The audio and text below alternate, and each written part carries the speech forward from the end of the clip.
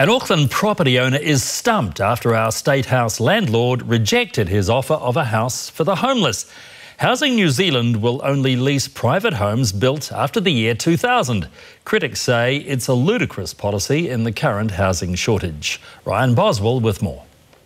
This 4-bedroom house in the Auckland suburb of Papakura is insulated, has a heat pump and is up for rent. It's quite a trendy kitchen with all the appliances that a normal family would look for. The owners approached Housing New Zealand to see if it was interested in leasing the property to a family who need a home.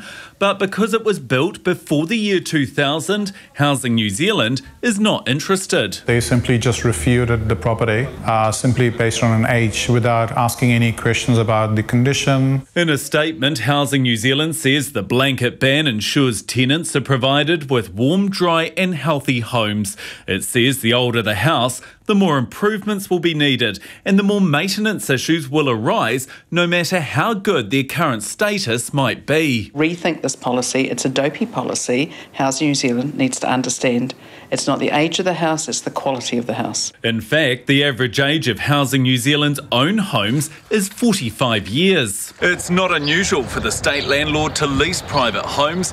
Currently, there are 2,500 on its books nationwide. At last count, there were almost 9,000 families on the waiting list for a state-provided house.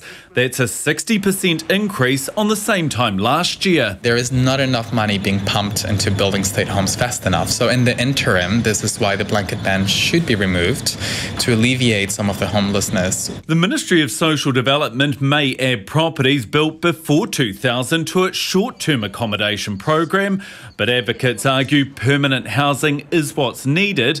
The Minister in charge, Phil Twyford, says it's an operational matter. Ryan Boswell, One News.